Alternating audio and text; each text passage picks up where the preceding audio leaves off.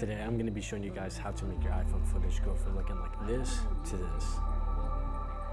Now the first thing you're going to want to do is import your clip into DaVinci Resolve. So now that your clip is there, this right here is called your nodes. So we're going to make about 5 of these in total. And the first thing we're going to do is convert our log footage into the right format. So you're going to go up here into effects, you're going to type color space transform, and you're going to drag this over into here. Now log footage is shot in Rec 2020. The input gamma is going to be Apple log. The output color space is going to be Rec 709 and Rec 709A. If you are on MacBook, and then if you are editing on Windows, then just keep it at Rec 709. All right, so our nodes are labeled. Now from here, what we're gonna do is go into our white balance, and you're gonna go down here into this color wheel.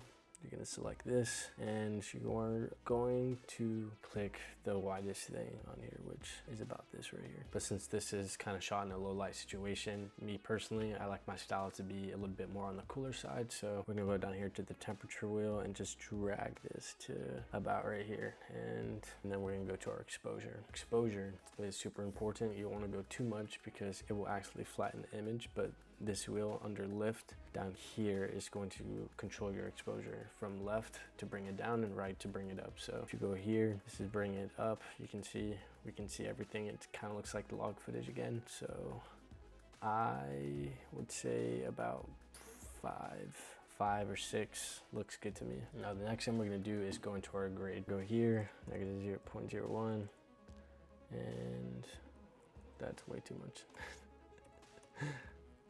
0.01. This is gonna give it like that blue greenish, almost like a dirty look, to be honest. And then we are gonna go into our offset, and we're gonna want to drag this also down into the green a little. Next, we are gonna go into our saturation and our shadows. Now, I don't like to play around too much with the exposure because you can still make the image brighter by bringing up the shadows. So that's exactly what we're gonna do. We're gonna go into our shadows. We're gonna do about 23. Boom, bring that up to 23. Actually, this is a little bit too on the green side. So we're gonna reset this by double tapping, and we're gonna bring it a little bit more into the bluish area, like that.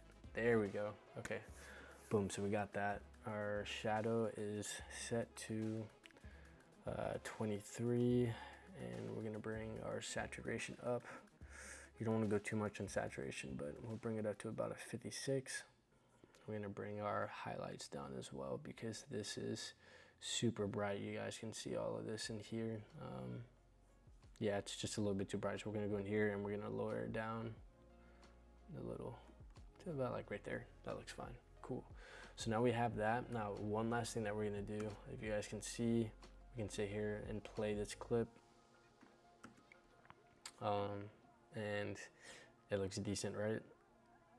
So one of the things that I like to do for something like this, right, is we see the reds over here.